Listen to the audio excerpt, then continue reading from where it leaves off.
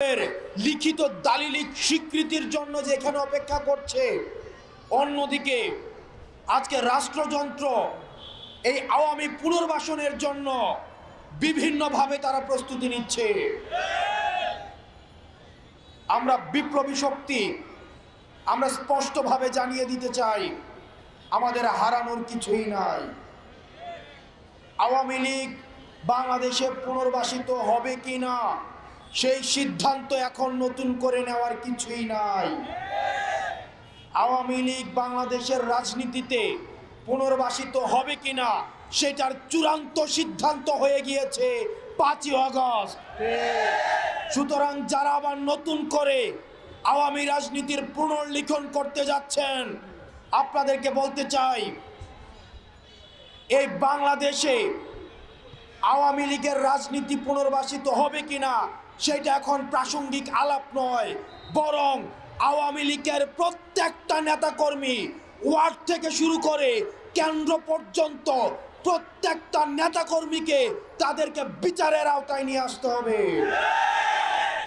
তাদের বিচার নিশ্চিত না হওয়া পর্যন্ত আবার যারা তাদেরকে পুনর্বাসনের কথা বলবে, তাদের উপস্থিতি ছাড়া যারা বলতে চাইবে যে নির্বাচন পার্টিসিপেটরি হবে না, আমরা ধরে নিব গত 16 বছর ধরে আওয়ামী লীগ যে জাহিলিয়াতের রাজনীতি বাংলাদেশে কায়েম করেছিল সেখানে তাদেরও ইন্ধন ছিল।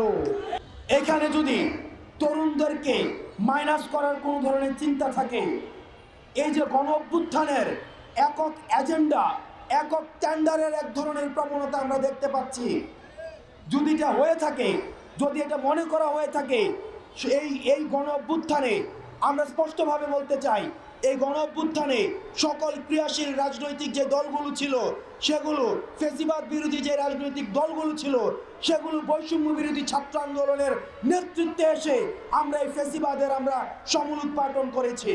আমরা 15 তারিখ পর্যন্ত আমাদের আলটিমেটাম ছিল, আজকে 14 তারিখ, আজকে গণসংযোগের পরে আমরা 15 তারিখ পর্যন্ত সরকারকে সময় দিয়েছি। এই অন্তর্বর্তীকালীন সরকার কমিটমেন্ট দিয়েছে আমাদেরকে রাজনৈতিক ঐক্যমত্যের ভিত্তিতে আমাদের এই প্রক্লেমেশন অফ রেগুলেশন সেটিকে স্টেট থেকে এন্ডোর্স করবেন।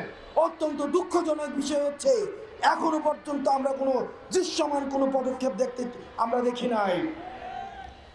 আমরা যাদেরকে উপদেষ্টা বানিয়েছি, আমাদের প্রতিনিধি হয়ে যেসব উপদেষ্টা সরকারে গিয়েছে, আমরা আপনাদেরকে বলতে চাই, আপনারা আমাদের প্রতিনিধিত্ব করছেন। আপনারা যদি কোনো কারণে মনে করেন যে আপনারা প্রক্লেমেশন দিতে এবং জন আকাঙ্ক্ষার প্রতিফলন ঘটাতে আপনাদের রাষ্ট্রীয় কোনো বাধা রয়েছে, সেটি আপনারা জনগণের সামনে প্রকাশ করুন। যদি আপনারা সেটিতে ব্যর্থ হন, তাহলে উপদেষ্টার কাতার থেকে আপনারা আবার জনগণের কাতারে নেমে আসুন। আমরা একসাথে মিলে, আমরা যেভাবে হাসিনার